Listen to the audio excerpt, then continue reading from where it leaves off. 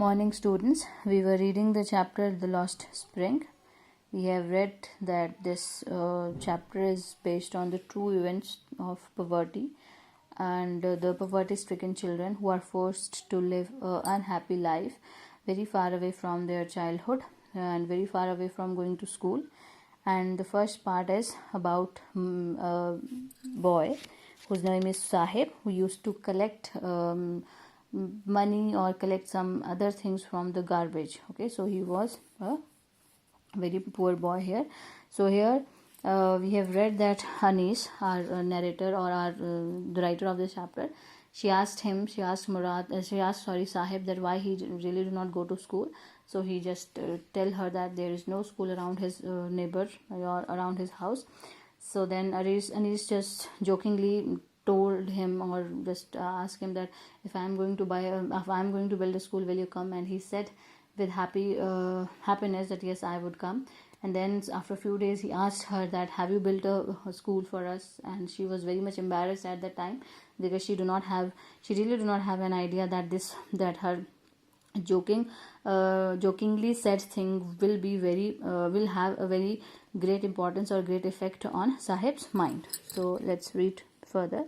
It takes longer to build a school. I say, embarrassed at having made a promise that was not meant.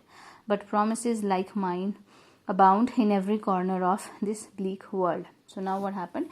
It takes longer to build a school, she said. She was very much embarrassed when Sahib asked her that have you built a school. So she said that it take a great time to build a school. And she was very much embarrassed because she had not made this promise to be meant to be fulfilled. She has just asked him, she has just told him anyway. But promises like her will be done in every corner to this bleak world. Here this bleak world is referred to a very vast world, that these kind of promises were always made with the poor people and they are never kept. Okay.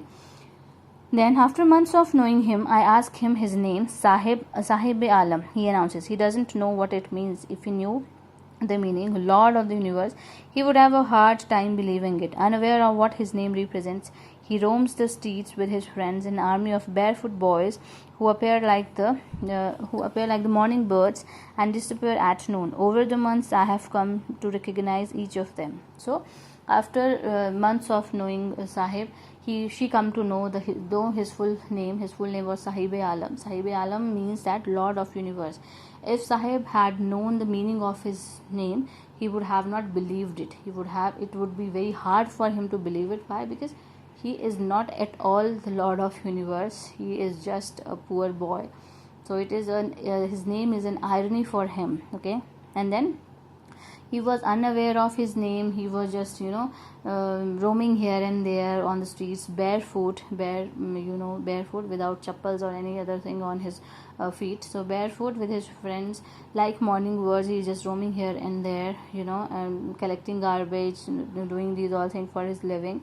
And at noon he used to disappear. He used to do all these things during morning only. At noon he used to disappear. And over the months Anis had known them, and she was able to recognize each one of them. They were also a group of the children who just roam here and there collectively and just do the work. And then one day she asked, "Why aren't you wearing chappal?" I asked one. "My mother did not bring them down the shelf," he answered simply. So he asked one of them children that why you are not wearing something on your feet, why are you not wearing some chappals? So he said very innocently that I do have chappals, but they are they have put on the shelf and I am not able to reach there, so my mother could not bring them down, so that's why I am not wearing a chappal. And then the other one explains it why he really do not wear chappal. Even if she did, he will throw them off, adds another one who was wearing shoes that do not match. When I comment on it, he shuffles his feet and says nothing. I want shoes, says the third boy who have never owned a pair all his life. Traveling across the country, I have seen children walking barefoot. In cities or village roads, it is not lack of money, but a tradition to stay barefoot. In one explanation, I wonder if this is only an excuse to explain away a perpetual state of poverty. So now, and the other one asked that if his mother put those chappals down from the shelf, he is not going to wear them, he will throw them. Okay, So and the one who is explaining it, he was wearing shoes, and when she asked about those shoes, he shuffles them. He become very shy, and he has nothing to say about these all. And the third boy, who had nothing to wear, who do not own a pair of chappals in his whole life, he said that I also want shoes for myself.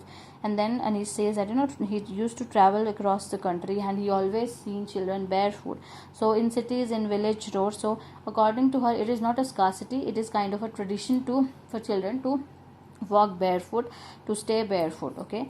And it is a kind of explanation, or it is a kind of a excuse which used to explain the pre-Part-2 state of poverty.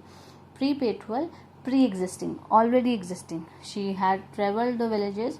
At that time, villages were very poor, and to remain barefoot has become a tradition. Why? Because they could not afford chappals for themselves. Okay.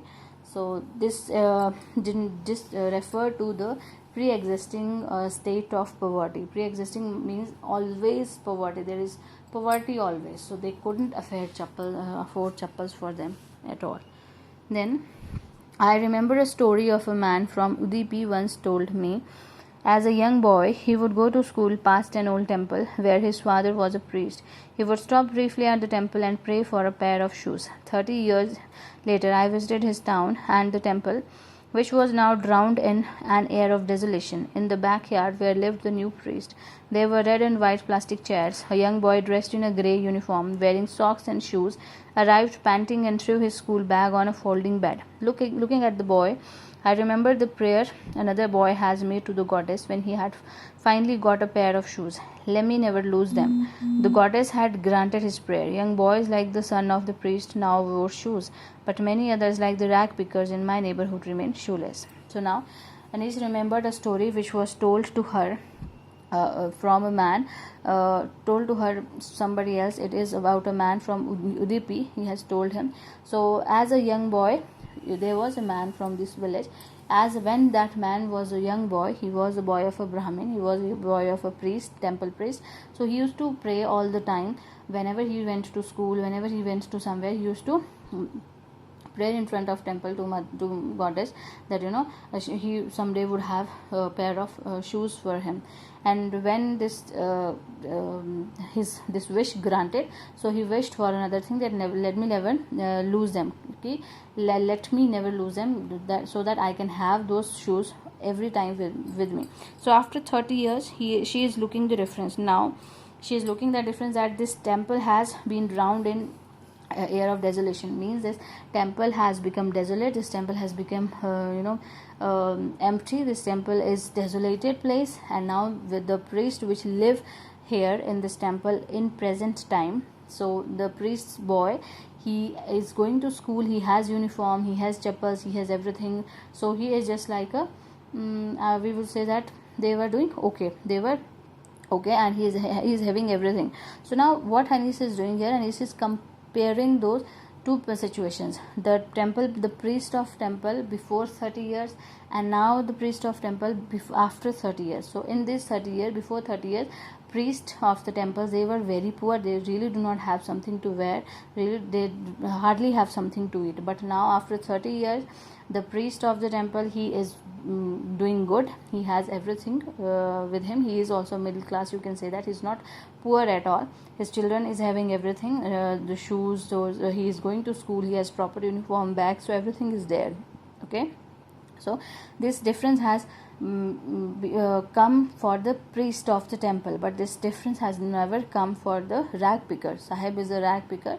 So before 30 years, rag pickers were the same, and after 30 years, and even now, the rag pickers are the same.